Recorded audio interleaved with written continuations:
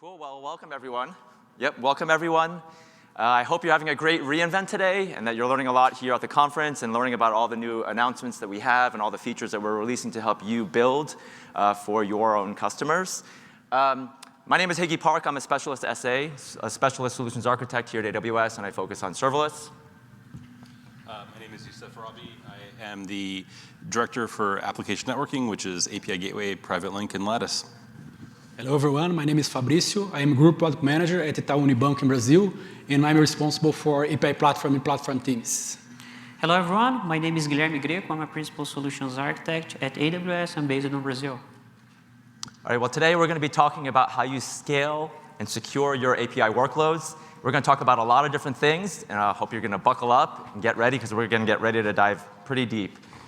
Today, we're going to cover really 3 different categories. Obviously, the main thing that we're going to be talking about today is going to be around Amazon API Gateway, but we're also going to have concepts in here with AWS Private Link, along with AWS Load Balancers. And we're going to try to dive deep. We're going to try to spend some time giving you some high-level architecture patterns, but also give you some insight on some of the best practices around how do you actually implement and build these within your organizations. So here's an overview of what we're going to be talking about today. Again, we're going to talk about what are the different connectivity options as you think about API Gateway. And again, we're going to dive into a little bit of what do we think about when it comes to front-end clients versus maybe some of these back-end API microservices. We'll also dig a lot deeper into what does it mean to connect privately to your API endpoints. We'll then talk about a little bit of the best practices. What are some of the scaling and design considerations that we have as we build with these components, along with what are some of the security best practices as we look to secure these API workloads. And then again, Youssef will then come on. He's going to talk a little bit about the journey that API Gateway has been on, and some of the things that we are looking to build for you as customers, and along with one of an exciting announcement or a feature release that we had just a week or 2 ago. And then, of course, we'll then conclude with a customer, Itaú Unibanco, and how they are actually building at scale and with security in mind for these API workloads in their organization. As you come away from this session, we hope that you'll actually come away with these best practices and patterns. How are you going to actually build these for yourself, for your customers, for your workloads? How we do this at scale, and how we do this with security as a foundation for your workloads, along with what is the journey that API has been along, and the things that API Gateway is doing to make your life simpler. And then again, to give you confidence then that you as a customer, as you're building with API Gateway as a foundation for your API workloads, that there are other customers that are doing this and doing this at scale. So the first thing that we want to talk about is when we think about API Gateway connectivity, what are the different connectivity options? What are the ways in which we're connecting? And we're going to actually use some nomenclature here so that we're all using the same vocabulary. The first one here is on your API clients, those that are on the front end. So this could be things like mobile devices if we're connecting via the internet. Or this could be like web applications or maybe thick clients within your organization. These are going to be those applications or web front ends that are going to be making the API calls into API Gateway. And when we think about API Gateway, there's of course the API Gateway service, but then there are also the API endpoints. These are the applications or the API endpoints that your teams are going to be building and going to be deploying. And then on the back end, so API Gateway is going to serve as a front door to maybe a number of different API backends. So maybe you have different line of business teams that are actually building API microservices. They're deploying those into their own accounts, into their own VPCs. And those are things that you want to then front with API Gateway. You may also have situations where maybe you have public APIs as well, where you may want to front those in front of a single front-end ingress, and this gives you uniform access to a variety of your different APIs. So we have these front-end clients that are connecting to this endpoint, and then you have different back-end microservices that will be fronted by API Gateway. Another dimension that we can think about is if we look at front-end integrations, we have both public and private connectivity. So in this example, you have a client that is within the bounds of your VPC. So maybe this is a user workstation that's operating within a VPC, or maybe this is some type of application that's running within your VPC. And you're going to be connecting to a public internet endpoint, right? And so if you're connecting to a public REST API endpoint, what will happen is you'll have some type of outbound connectivity. So if it's in a public subnet, it will use perhaps a NAT gateway and will then connect to the public endpoint for API Gateway, or maybe it's in a public subnet, and then you're going to be just using the internet gateway, right? And this is where you're going to then hit public IP addresses for API gateway. You also have private connectivity options. So this is where we were talking about maybe you have an application that's running within your VPC. It needs to make API calls, and you want to be able to connect to a private endpoint. This is because maybe this is an API microservice that you don't necessarily need to expose to the public internet, or maybe you don't want that to be exposed, and only these internal applications need access to that. Now, in order to do that, you're going to be using something called private link VPC endpoints, and then you're going to be then connecting through that private link endpoint. So those are the front-end clients. Then on the back end, these are the different API microservices that you want to integrate. So again, this could be a public API endpoint. Again, this can be an API gateway one, or this could be other ones that you're maybe hosting and deploying within your own environments, but these are, again, publicly accessible. And then the last one, again, the other dimension is on this back-end integration, is private connectivity. So again, we're going to be using private link again. And here we're using a wrapper, what we call a VPC link. Again, so you can really think of this as an envelope for that connectivity so that the API gateway service where your endpoint is residing, so it exists within the construct of the API gateway service VPC. And this VPC link is then the ability that allows API gateway endpoints to then connect to resources within your VPCs. Okay, so I know that was a lot. So we have these two dimensions. One is we have the front end API clients, and then we have the back end API microservices that API gateway will front. And then the other dimension then is whether this is public or private connectivity. We're going to spend the rest of our time thinking about these public or these private options and how you can actually build them and how you can build them at scale. Okay, so the first side, we'll start thinking about some of the back-end patterns. So again, you have a number of different API microservices. Maybe you have different line of business teams that are building these API microservices that are only going to be exposed internally. Let's think about different ways that we can connect them then to API gateway. So here's a little picture. So we're going to kind of use this a couple of times in the next couple of slides. So again, for now, we're going to ignore those front-end clients, and we're going to really focus on API gateway as it integrates to those backends. Okay, so one thing that I often see with customers is they adopt multi-account strategies. And part of the reason for that is when you have a separate account for maybe different line of business teams, it gives you nice isolation properties. So for example, you might have a line of business team A, maybe this is your finance team, they're developing a number of finance applications. And then maybe at Amazon.com, we have a fulfillment team, we have an inventory team, we have a loyalty team. So these different teams are building different applications, and they may actually operate within their own AWS accounts, and this gives them nice isolation from each other. They then can communicate to each other over this, let's say, a transit gateway. And later on, when Fabricio comes up, he'll talk a little bit about how Itaú is doing that as well. So this is kind of the broader strategy around how we have multiple teams deploying API endpoints and then communicating with each other. If we think about now, I'm a line of business team. Maybe I'm the fulfillment team, or I'm the loyalty team within my organization, and I'm trying to build these API microservices. How can I do that and use API Gateway as my front door?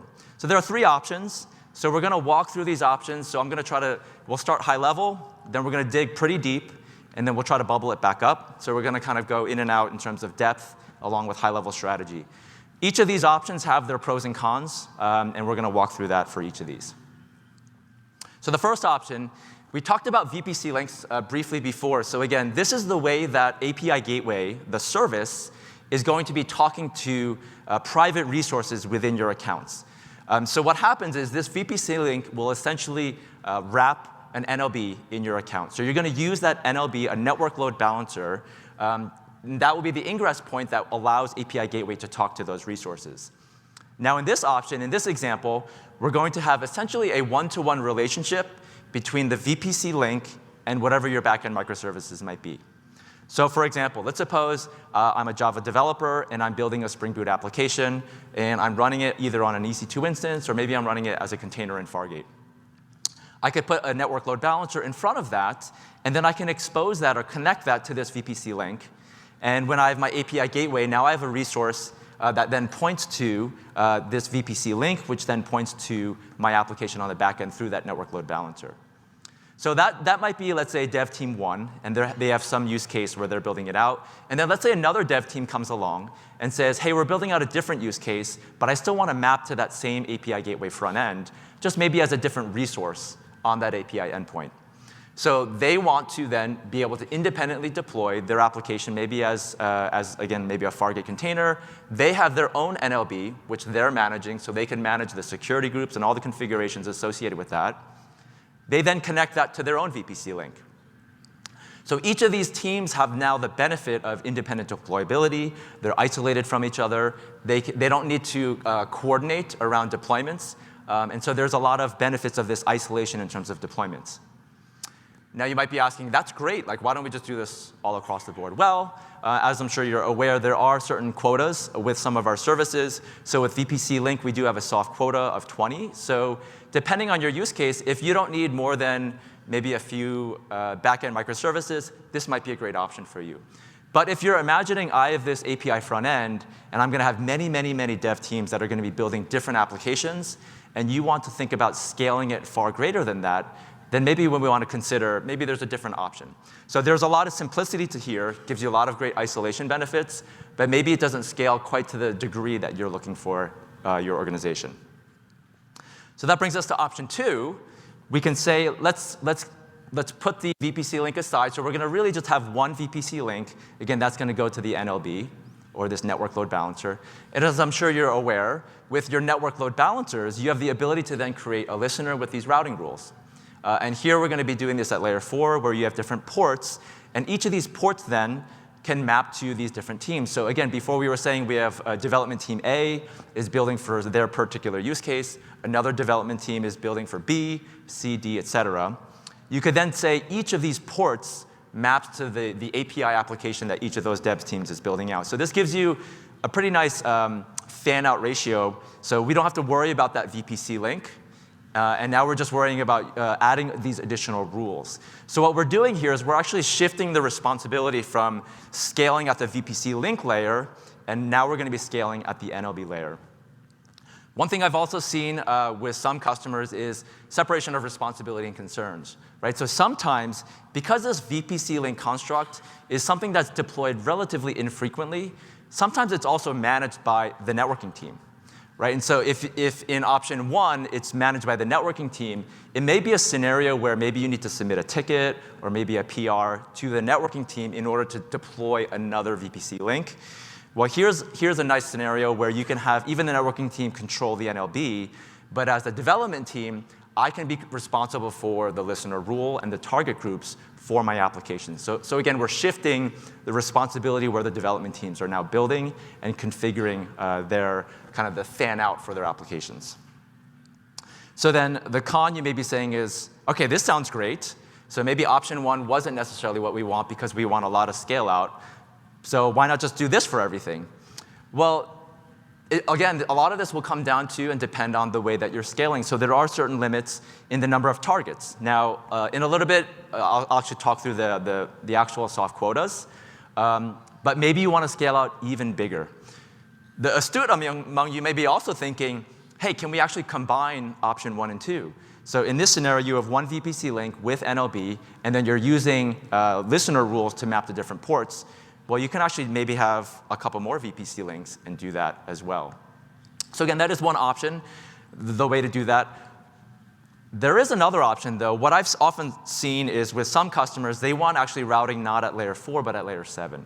Right? So they actually want to do path-based routing in order to be able to route traffic accordingly. So that brings us to option 3. So with option 3, then, you say, all right, we're going to leave the VPC link aside. Again, that's that configuration, the wrapper, around the NLB. We're going to leave the NLB aside. We're going to actually just use a single port. But now we're going to actually use an ALB, an application load balancer. And we're going to then use path-based routing. So this is now at layer 7. And oftentimes what I find is with API developers, this is the layer in which they often want to do the routing. Because again, when you're building apps like with maybe Spring Boot, or maybe you're doing this with Flask or Express or whatever fast API, whatever framework you might be using, you're used to thinking about, hey, I'm going to be writing code for these particular endpoints or resources on my API, and I want my ALB to kind of map. So I have the same kind of cognitive thinking of how I'm doing this mapping.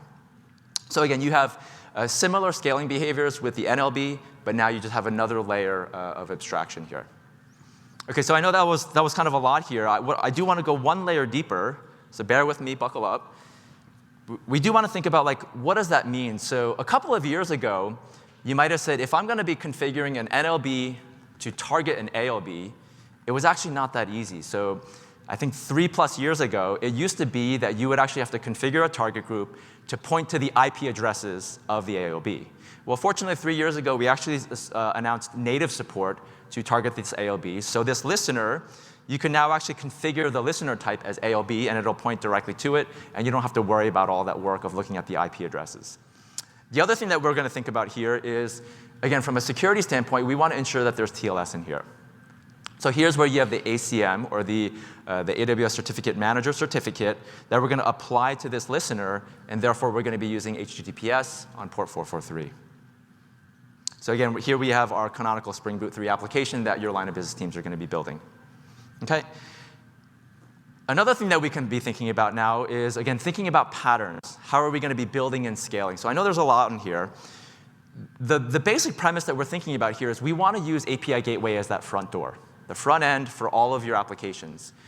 When I showed that slide earlier with Transit Gateway, we also have this multi-account strategy where different teams are going to operate within different accounts. And you're saying, how do I do this with API Gateway in a way that makes sense?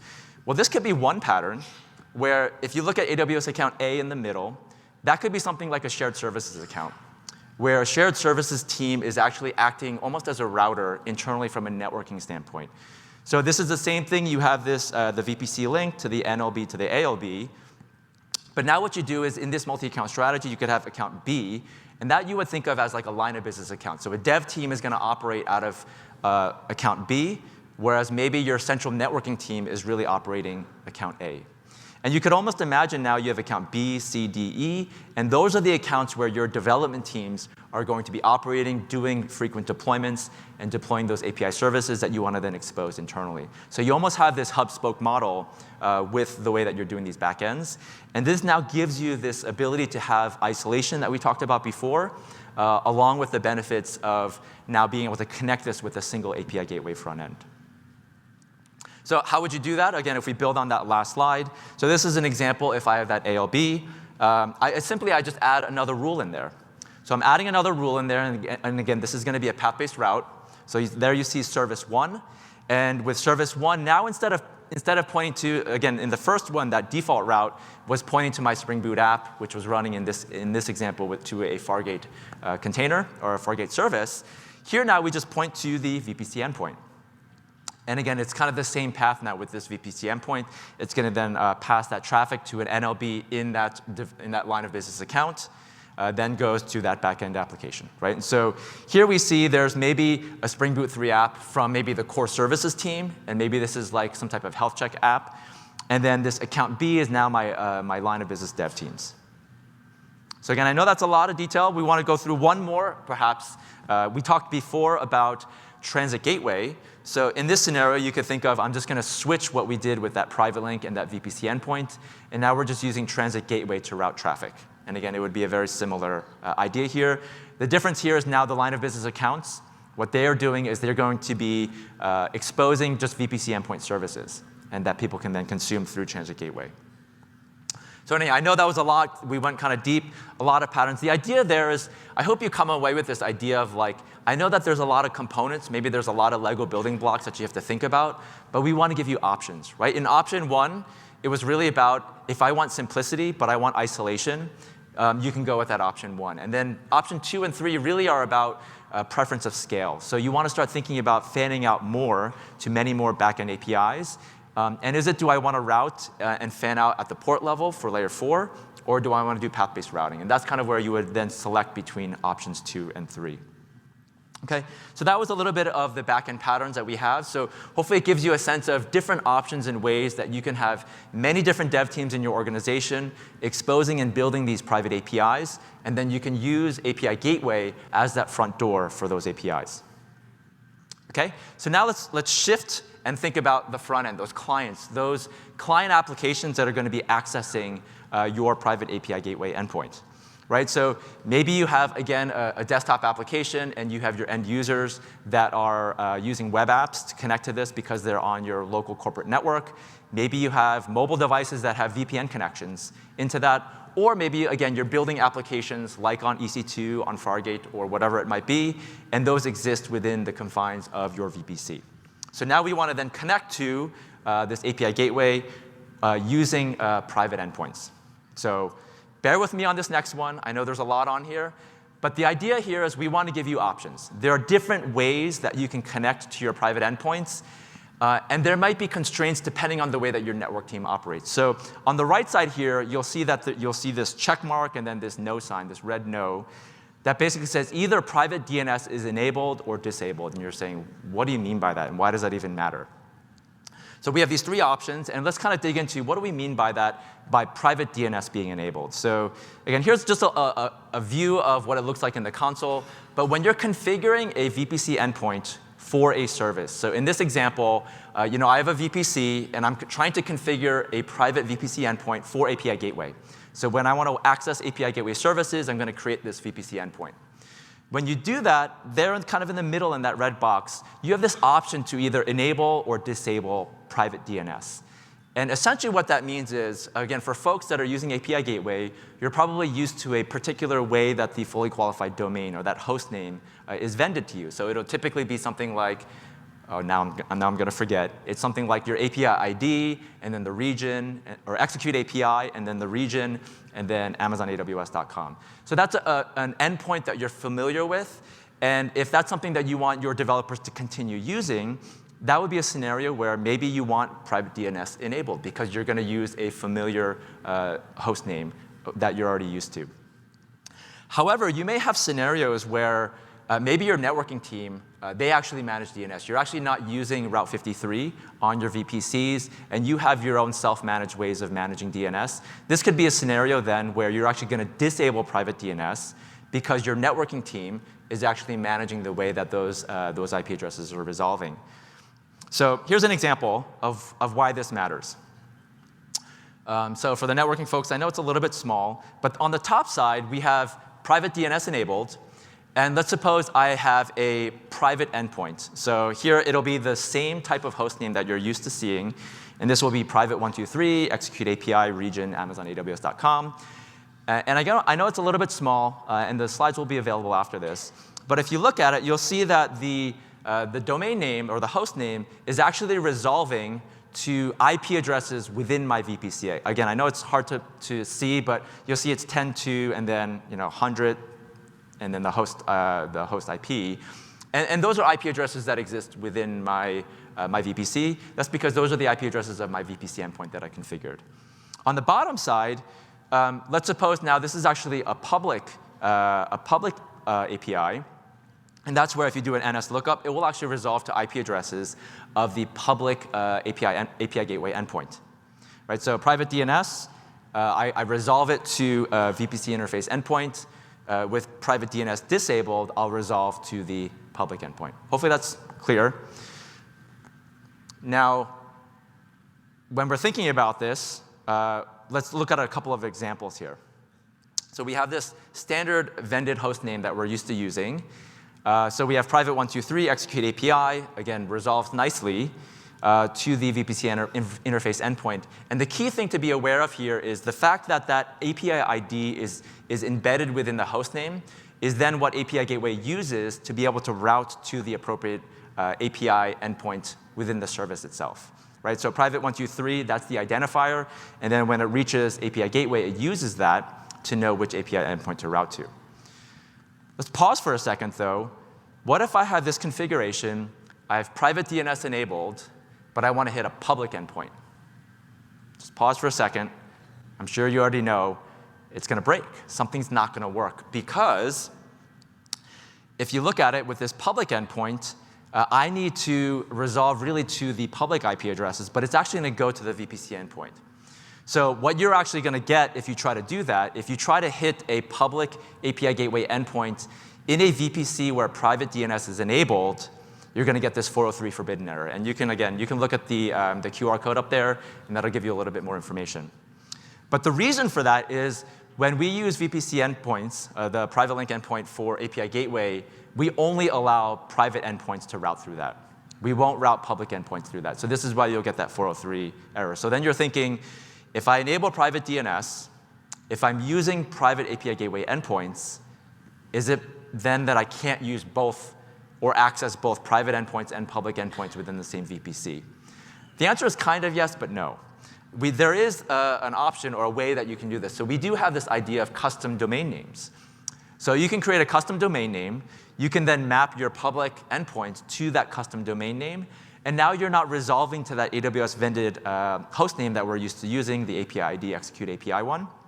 Now in this example, suppose we're using a public custom domain name of api.example.com. Well, now when I resolve that, I can resolve directly to the public API endpoints, and now we're working. So now I have a scenario where private DNS is enabled, and I can hit my private endpoints along with my public endpoint. So this is kind of that happy path in that scenario. Okay? So now let's suppose we're in the scenario where your networking team actually manages how DNS resolves within your VPCs. So now you have private DNS names disabled. So we have those two options. The first one is when you want to access those endpoints, what you're going to be using is the VPC endpoint ID instead of the API ID. And what will now happen is it will then route to the VPC endpoint ID, as you can imagine, again, because that name resolves to the VPC endpoint IP addresses. But like I said in that first one, we had that information embedded in the host header or in that host name of the API ID. But in this example, because I'm now using the VPC endpoint ID host name, I don't have that information. So we're going to actually have to include an additional host header. So either the host header, which includes the fully qualified domain name, or this X API ID. Again, this is necessary so that API Gateway knows which API endpoint we're going to be routing to. Okay, and then the last one, you'll see that now we have this combination where we use the API ID dash VPC ID. So here you see that we're actually now embedding that API ID again. And so again, the astute among you probably already gets it. So now we resolve to the interface endpoint, and now we no longer need those additional APIs. The one caveat here is, in order to make this Route 53 alias available to you, you did need to ensure that you associate the VPC endpoint with that API gateway endpoint. So when you're configuring it, there is a property or option that will allow you to do that. Okay, so I know that was a lot to look at, but again, we want to think about these are your private API clients that want to connect to this private API endpoint. So the idea here is there are different ways, maybe depending on the networking requirements within your organization. Again, a lot of it will depend on, is your networking team managing how DNS resolves? So again, this is just a quick summary. The top one on there is how if you have private DNS enabled, whereas the bottom two are as if they're managing it yourself. So just a couple things. So for the architects in the rooms, the developers, maybe the platform engineers and networking engineers, what are some things that you need to be thinking about when you're working through some of these patterns? So I made allusion to this in a couple of the earlier slides, but we do want to be aware of some of the quotas. So these are some of the soft quotas. So again, for option number one, we talked about using a one-to-one relationship between a VPC link and those backend APIs. Well, if 20 is good enough for your particular use case, then maybe that's OK. You can go with option one and have that one-to-one link. Again, these are all soft quotas. These are things that you can work with the service teams. You could submit support tickets, and we can work with you on perhaps adjusting those. Again, I'm not going to belabor all of these, but with NLB, again, we have 50 per region, and then again at this time, there are 3,000 different targets, and again, you can look at the QR code on the bottom. Similar with ALB, again, you can see here, though, that there's a lot more significant scale. So options 2 and 3 that we talked about before, again, if you're using option 2 with just the NLB at layer 4, or option 3, which is using the ALB and doing path-based routing, allows you to deploy many, many more different backend API applications. So again, all of this is to say we hope that you have this sense that you have a lot of options for scaling out a lot of your backends. The one thing that may slip folks' mind is there is a resource-based policy. Again, I have a separate security talk where I talk about configuring resource-based policies, but there is a 4K limit on that, so that's something to be aware of. Other security considerations, some best practices when you're building out these private endpoints that we want to think about is on that VPC endpoint, you can configure a security group, and it's recommended to configure that security group. So you could do things like, I'm going to only allow certain subnets, or you can say, I'm going to configure particular security groups that are allowed to then access or make network requests into this VPC endpoint. There are also policies. So again, on that VPC endpoint, you can configure a policy. And here's an example where the principal is me, Higgy. So I'm the user, and I'm going to allow invoke requests to go against a very particular API endpoint, and in this case, all GET requests. So this is essentially an endpoint policy that's allowing Higgy read-only access to this API. So that's for the VPC endpoint. There's also resource-based policies for your API gateway endpoint itself. So this is something you would apply to your API gateway endpoint. And in this example, what we're saying is, I'm going to deny all requests. So this is that bottom deny condition. I'm going to deny all requests unless they come from a very particular source VPC. So in this example, it's VPC 0123 and VPC 4567. Right? And so unless they come there, it will get denied. And then if it doesn't get rejected by that condition, we will then allow that request to come in through. Okay, so these are a couple of considerations as you're building and designing these private endpoints and you're using API Gateway as that front door. These are some things that you can be thinking about as you're building. So this is just another way to think about it. When we want to visualize API Gateway as that front end, we want to try to make it as simple as possible for your clients to be able to access that front door along with these different API backends. Well, with that, I want to introduce Youssef, who's going to talk a little bit about how API Gateway is trying to simplify management and how we're building to make your lives a little bit easier.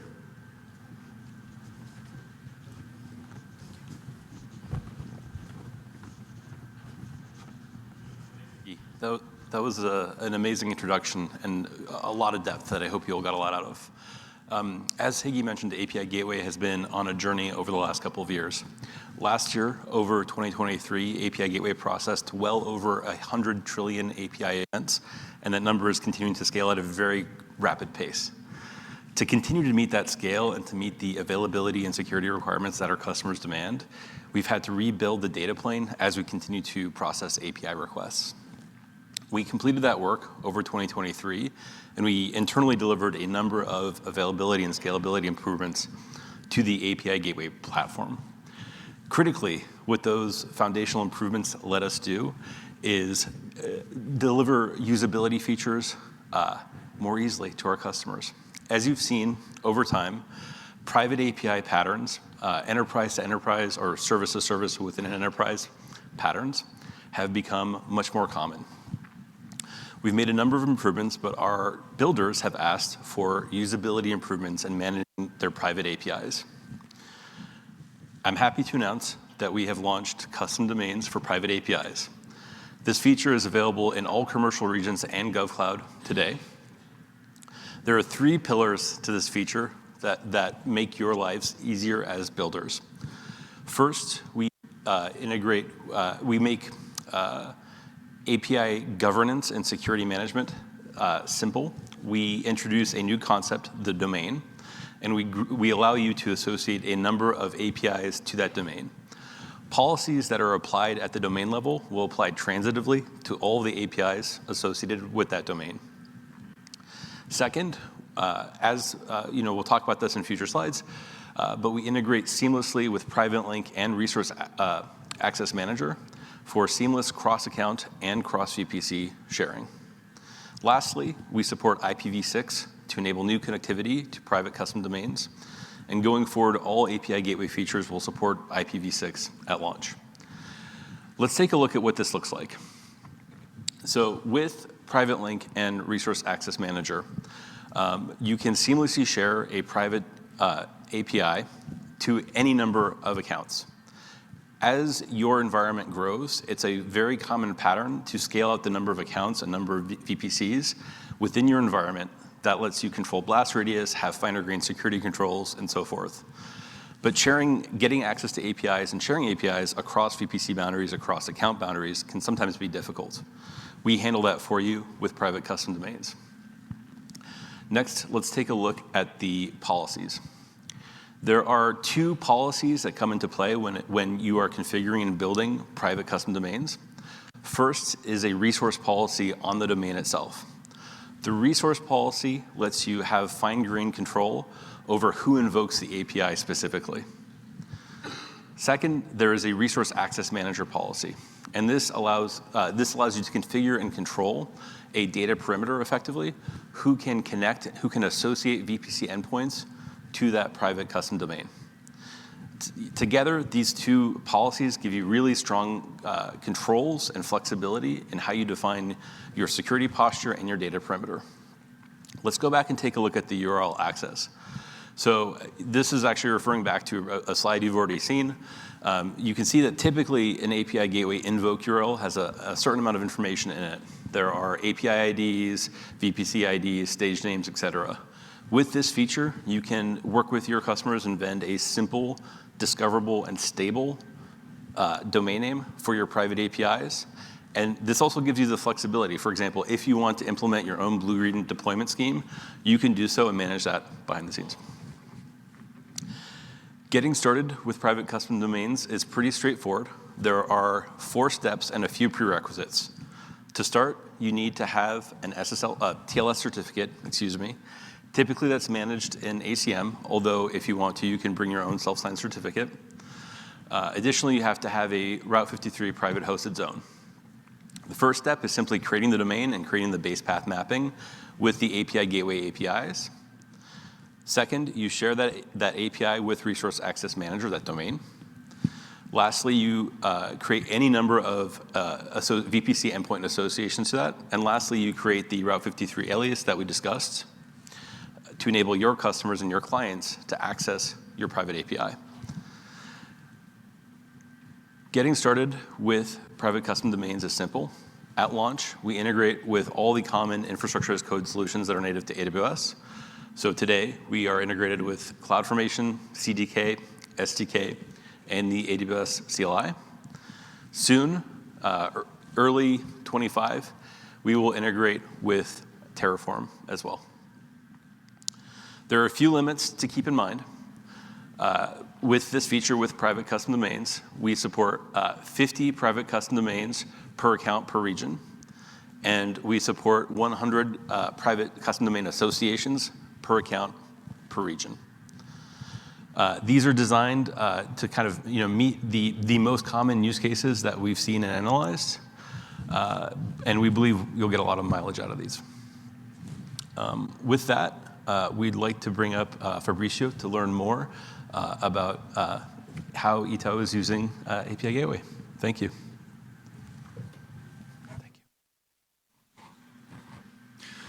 So now I'm going to talk about Itaú's API ecosystem, more specifically how we create and manage APIs at the bank, and how API platform can help us achieve the goals and outcomes. So let's get started. Firstly, let me introduce Itaú. Itaú is a universal bank with 100 years of history. We offer financial services for different market segments. We are the largest financial institution in Latin America and one of the largest in the world by market cap. We have the most valuable brand in Latin America, and we have over 96,000 employees in Brazil and overseas. Itaú is undergoing a huge digital transformation, and one important stage in this journey is our modernization process and solutions. So to achieve the goals, we organize ourselves in this way. First, we have the Cloud Foundation teams. They're responsible to provide and manage cloud services like AWS account, network, and controls. After, we have the platform teams that create technical capabilities to reduce the developer's cognitive load and accelerate the development journey. And lastly, we have the business teams that use cloud services and technical capabilities to create business features according to customer needs. So this team is 100% of customer-facing. So for example, my team is part of the platform teams, and we provide technical capabilities to help the developers of the business teams create and manage APIs. In the right side, we have some numbers about our modernization journey. Here, we had 50% of transaction cost reduction compared to some years ago. We had a relevant increase in number of deployments, and we had over 6,000 AWS certification making it the largest certification program in the world. Moving on to the next.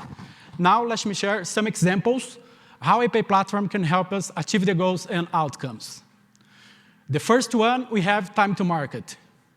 Here, we provide capabilities that help the developers create and consume API faster.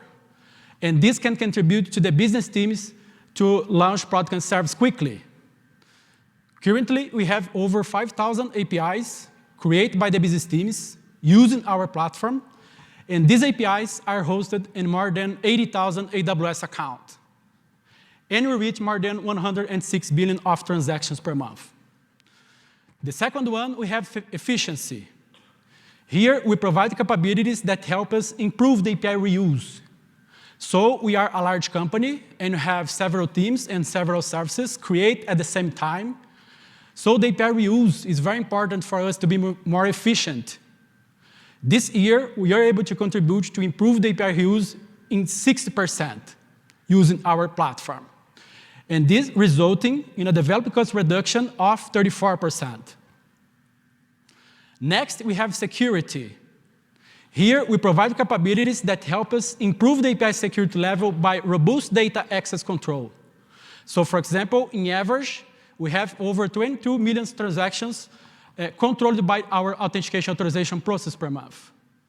And we have over 4,000 compliance management rules addressed by our controls. Next, we have the quality and experience. Here, we deliver APIs that quality, and here we have a team that use APIs to improve our API quality level.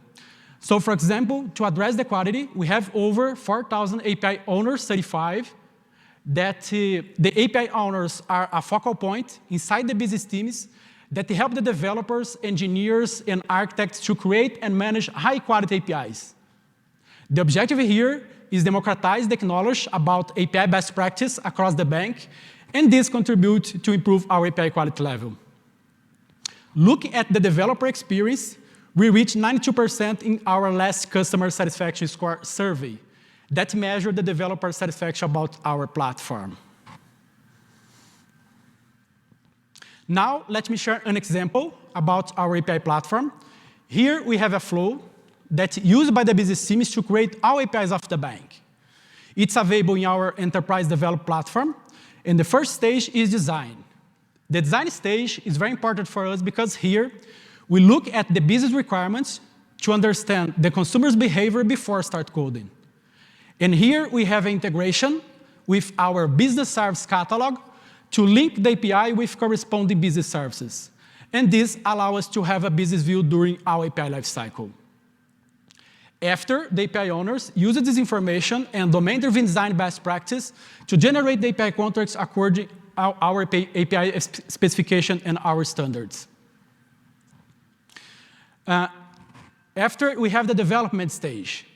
Here, the developers create the API backend using a specific programming language and based on the open API contracts.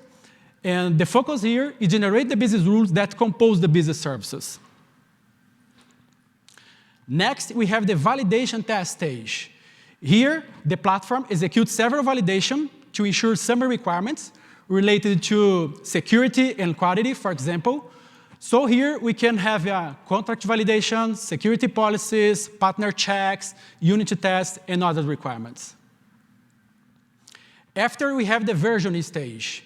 Here, the platform identifies changes in a specific API, create a new version, and put the provisional version as a deprecated. Here, the platform helps us avoid impacting current consumers and provide us a better API lifecycle visibility. And last, we have the publish stage. Here, the platform provides the API gateway in a specific AWS account with all the resources necessary to configure a specific workload. And here, we can have resource-based policies, service rules, logins, custom domain and certificate that Youssef has mentioned, and Lambda authorizer with specific scopes that we use in our authentication authorization process. After, the platform deploy the open API contracts in this specific API gateway and link the API gateway with corresponding business services. And lastly, the platform makes the API available to use. So finally, we are a data-driven company, and here we have a data layer that uses data mesh architecture, and this solution is responsible to collect the data from different sources, transform and enrich the data, and generate information that helps us to make better decisions. So for example, we use this data to improve our API governance, such as API quality level, API security level, and resilience and availability, for example. And we use this furthermore, we use this information to improve our business and our customer needs. So now, I hand over to Greco to continue this presentation.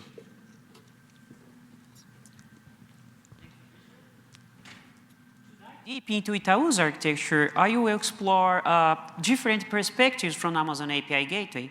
And I want to start with API Gateway as multi-tenant endpoint. If you are a large enterprise, you have likely faced a challenge in terms of IP overlapping from on-premises and AWS. With Itaú, this is not different. Itaú has thousands of VPCs across thousands of accounts. And because of this, it's hard to expose private endpoints to be consumed from on-premises.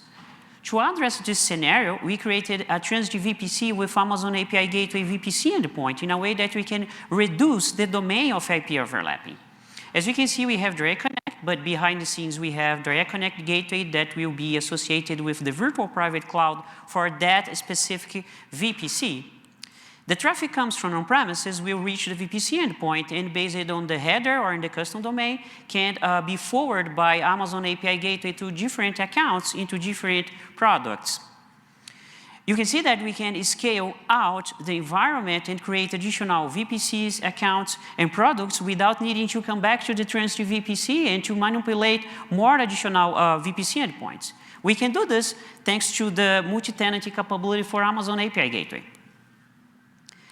If the product 1 wants to talk to product 2, the traffic within AWS will be forwarded to Transit Gateway, and we'll pass it to the shared VPC. And again, we have additional VPC endpoints that, again, based on the headers or custom domain, can forward the traffic to product 2. As we can see, we can have two different perspectives, right? So the one thing is the traffic that comes from on-premises to AWS, which will reach the transit VPC, and another path is related to AWS communication, VPC to VPC, right? When the traffic reaches the shared VPC. Okay, this is just network paths, right? But we do need to govern the contracts, right? And we can do this using Amazon API Gateway as an anti-corruption layer. If you have a decentralized operation, maybe you have something similar to this, where your squads are responsible to build and run your workloads with specific domains, business domains, or a specific product. We can allow the squads to manage and control the east-west traffic within that domain or within that product.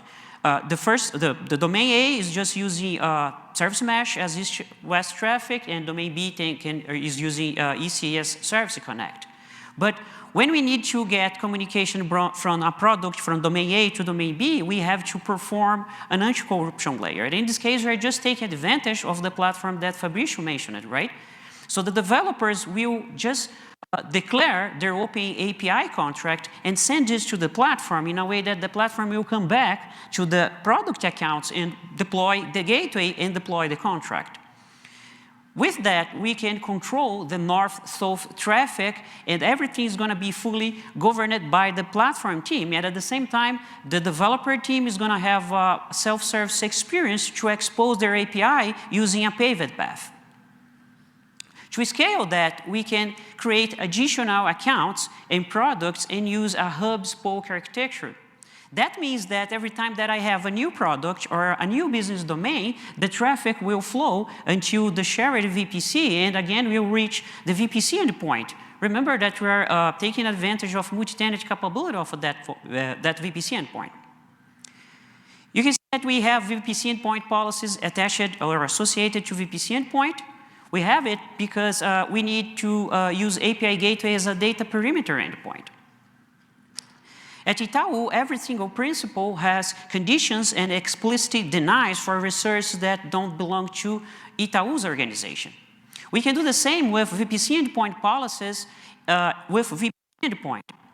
We can create rules and conditions in the policy saying that all the traffic that passes through the VPC endpoint, we just allow it to reach gateways that belongs to Itaú Unibanco.